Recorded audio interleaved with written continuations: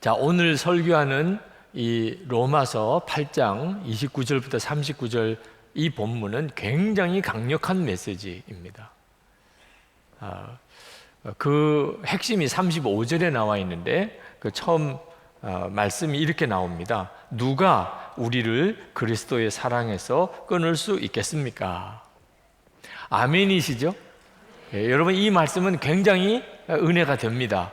누가 도대체 그리스도 예수의 사랑에서 우리를 끊을 수 있겠는가? 그죠? 그렇게 주님의 사랑은 확실한 사랑이라는. 그런데 사실 이 구절은 뒤에 하반절까지 읽어봐야 됩니다. 그 뒤에 구절이 굉장히 부담스럽습니다. 환난입니까? 곤고입니까? 박해입니까? 굶주림입니까? 헐벗음입니까? 위협입니까? 또는 칼입니까? 이 부분에 오면은 그렇게 쉽게 아멘이 잘 안 됩니다. 예를 들면 환난과 곤고와 박해와 굶주림과 헐벗음, 위협이나 또 칼, 이런 것들은 하나님의 사랑인가를 의심하게 만드는 것들이거든요. 여러분, 예수를 믿으시고 환난과 곤고와 박해를 당하거나 또는 헐벗고 굶주리게 되거나 또는 심지어 칼로 죽임을 당하게 될 때, 이것은 하나님의 사랑이야, 이렇게 말할 수 있겠습니까? 그러므로 오늘 이 말씀은 굉장히 강력한 메시지이면서도 동시에 우리의 믿음의 실상을 그대로 다 보여주는, 또 우리에게는 굉장히 부담스러운 말씀이기도 합니다. 저는 오늘 성령의 역사하심으로 우리가 이 말씀을 오늘 들으실 때 여러분의 마음에 어떤 일이 있어도 하나님과 여러분 사이에 이 사랑이 끊어지지 않는 사랑이라고 하는 확신을 얻게 되기를 축복합니다. 쉬운 일은 아닙니다. 정말 성령께서 역사하지 않으시면 그렇게 되지 못합니다. 그래서 더욱 성령의 역사하심을 우리가 갈망하게 되는 겁니다.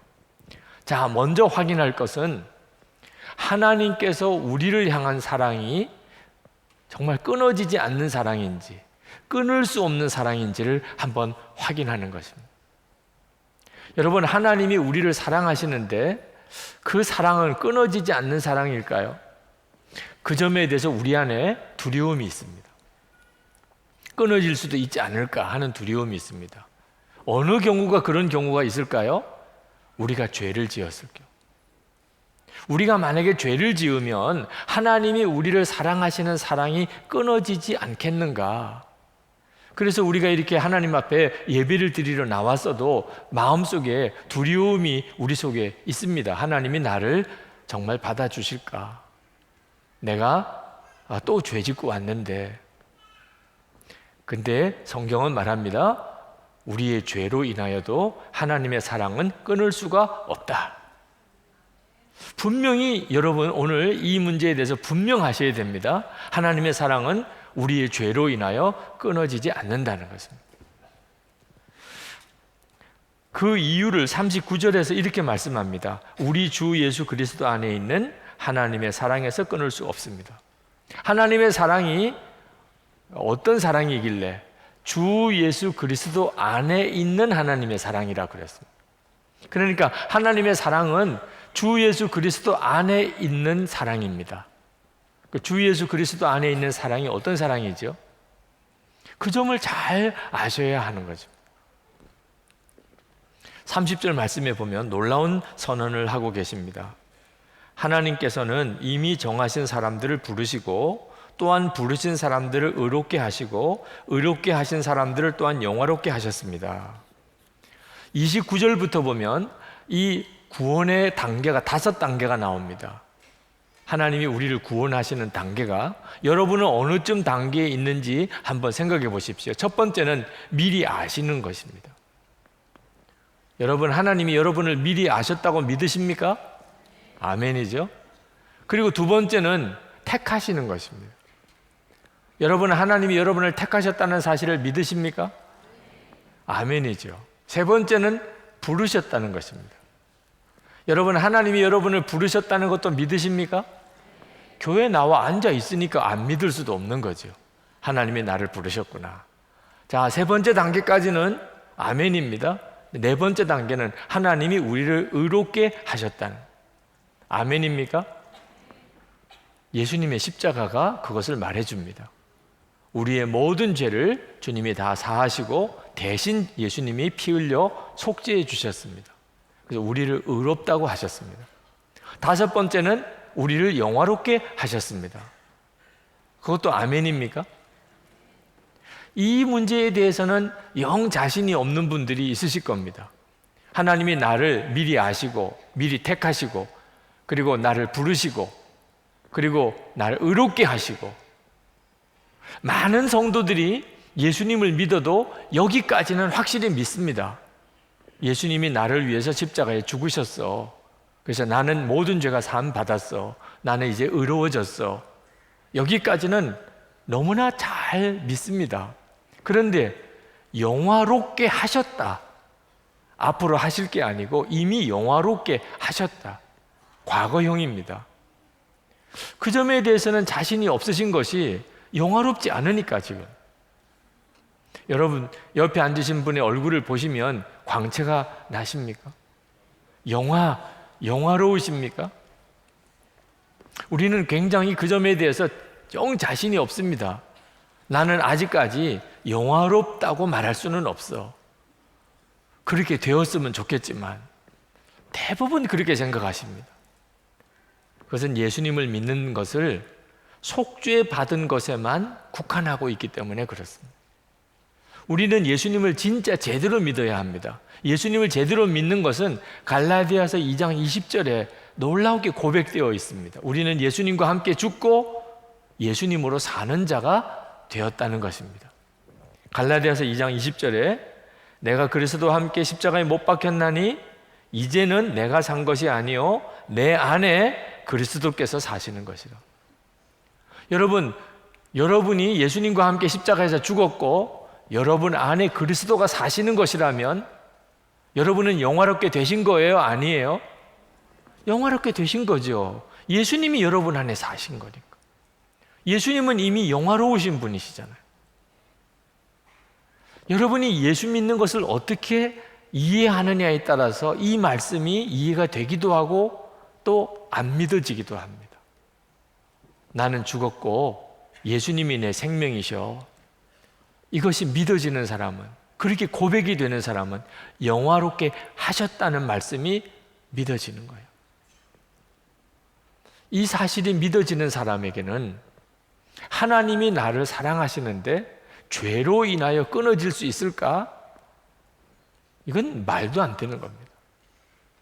우리가 어떤 죄를 지었다 할지라도 이미 우리는 영화롭게 된 사람입니다.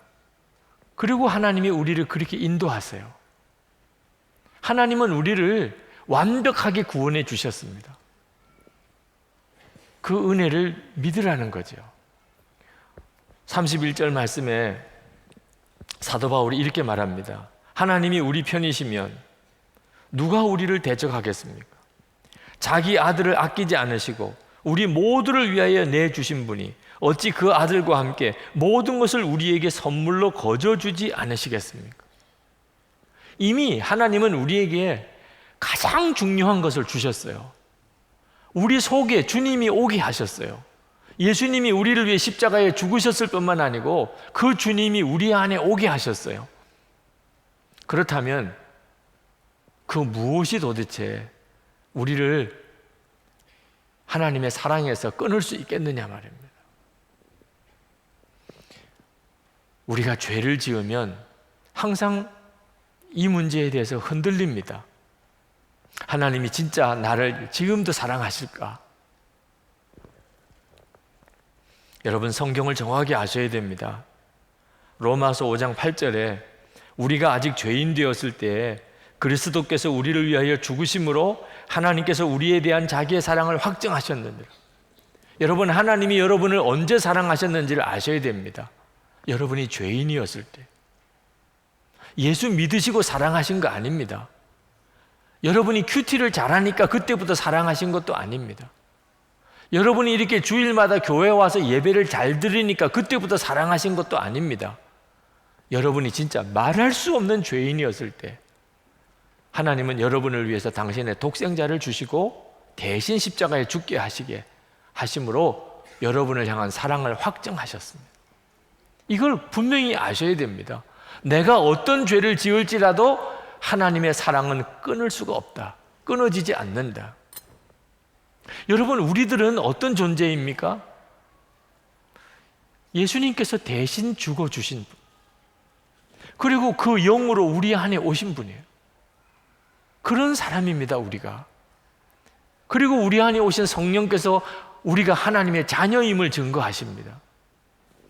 그렇다면 오늘 하나님께서 여러분이 교회에 오셨을 때 누구라도 말입니다, 오늘 이 자리에 계신 분 중에 어떤 사람이라도 기뻐한다는 말에 대해서 여러분이 의심할 수 있으시겠습니까?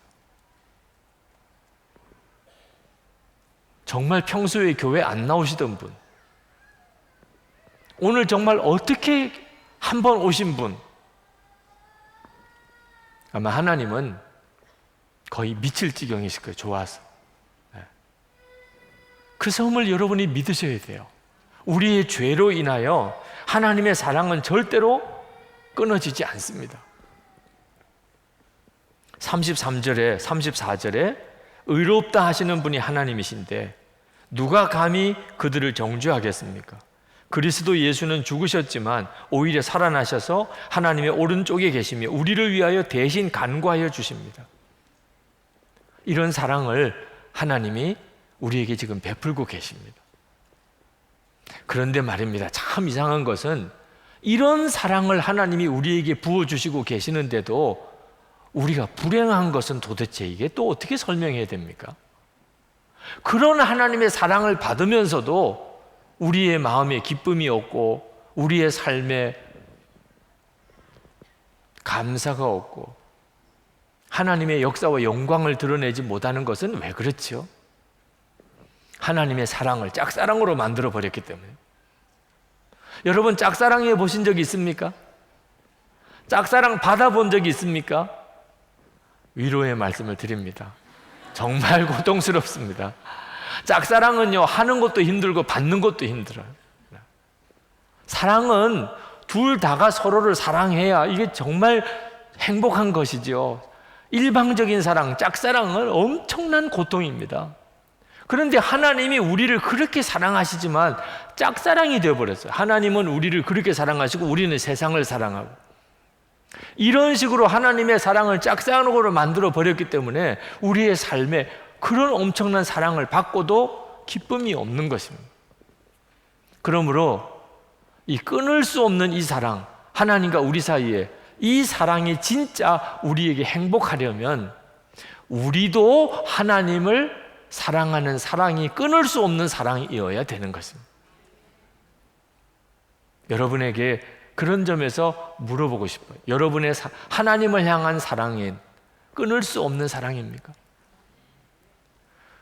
그건 어떻게 검증하지요? 여러분의 사랑이, 하나님을 향한 사랑이 끊을 수 없는 사랑이라는 것은 어떻게 검증하느냐 말이에요. 고난을 당해봐야 하는 것입니다. 고난을 당해봐야 여러분이 하나님을 향한 사랑이 끊을 수 없는 사랑인지를 알게 됩니다. 그래서 말씀하시는 거예요.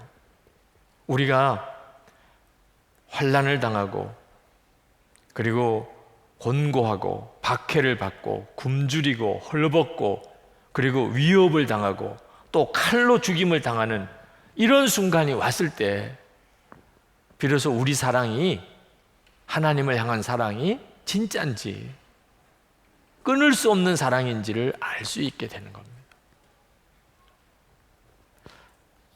마귀는 지금까지 신실한 성도들로 하여금 하나님을 사랑하지 못하게 만들려고 핍박을 통해서 얼마나 강하게 역사해 왔는지 모릅니다.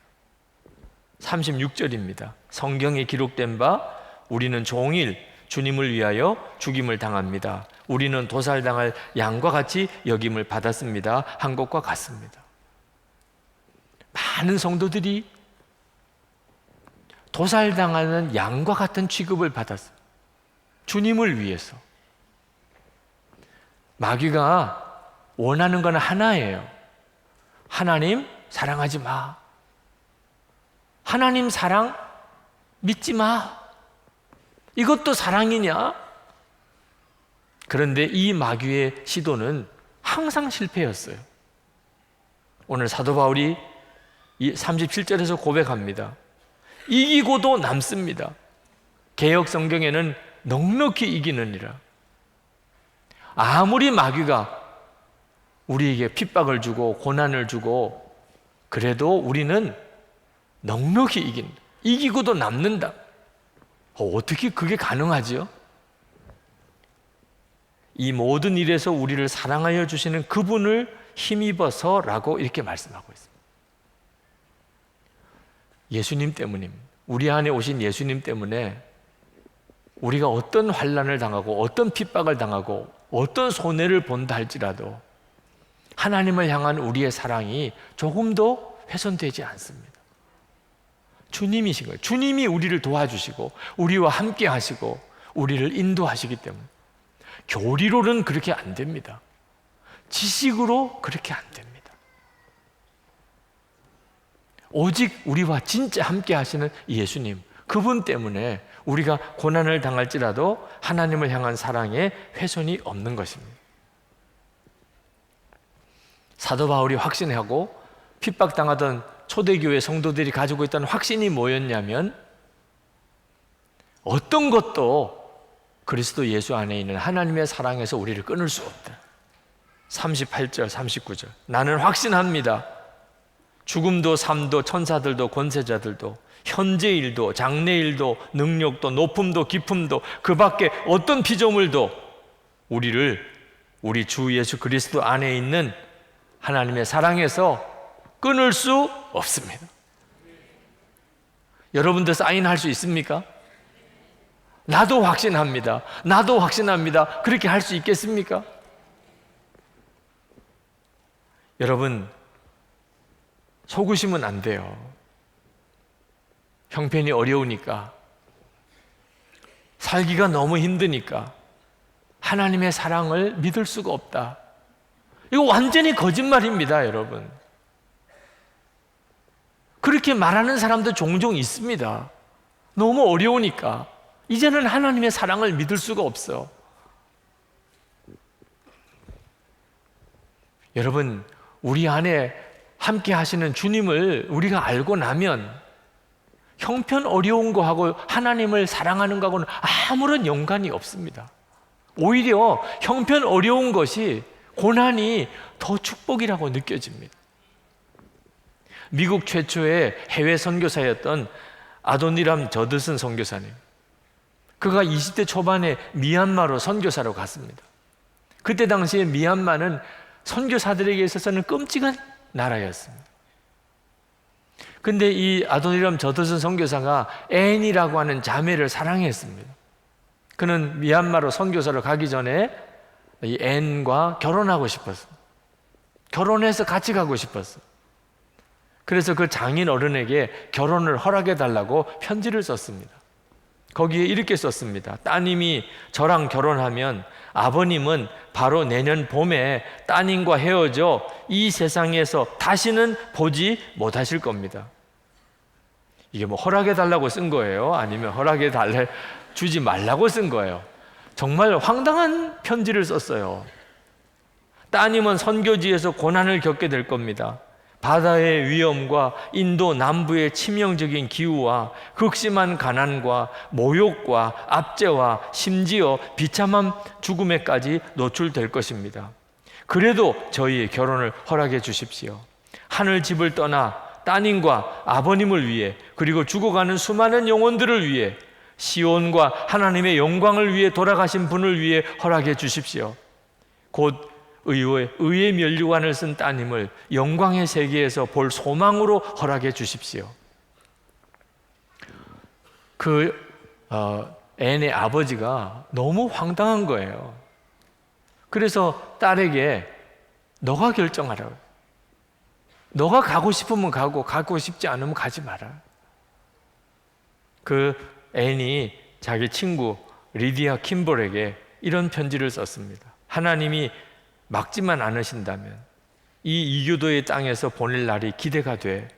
리디아, 이곳에서의 모든 안락과 즐거움을 포기하고 친척과 친구들을 향한 사랑도 접고 하나님의 섭리 가운데 부르시는 곳으로 가기로 결심했어. 이 앤 저드슨은 20대에 첫 아이를 낳고 그리고 미얀마에서 죽습니다. 그 길을 간 거예요. 그럴 줄 알고 간 거예요. 고난하고 사랑하고는 절대로 상충되는 게 아닙니다. 우리가 하나님을 향한 사랑이 진짜라면 고난이 절대로 그 사랑을 꺾지 못합니다. 오히려 고난이 감사하다니까요.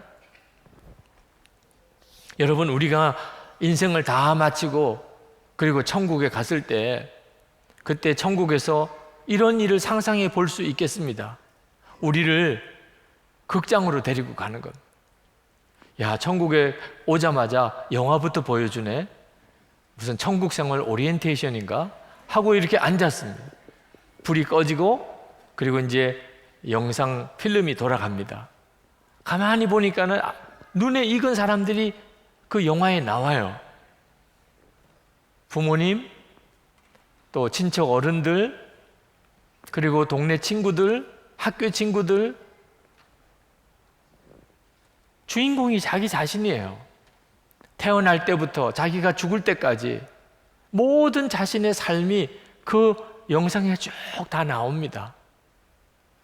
그 영화를 다 보고 난 다음에 여러분은 어떤 느낌이실까요? 만약에 내가 주님을 위해서 고난을 당하고 주님을 위해서 희생하고 주님을 위해서 헌신한 그런 장면들이 나올 때 여러분은 어떤 느낌이실까요? 그건 황홀한 것입니다. 그건 정말 놀라운 축복인 것입니다. 내가 그랬었지. 내가 그때 주님을 위해서 저런 어려움을 당했지. 내가 주님을 위해서 저런 고난을 당했었어. 내가 주님을 위해서 저렇게 희생했었지. 그건 얼마나 큰 기쁨일까요?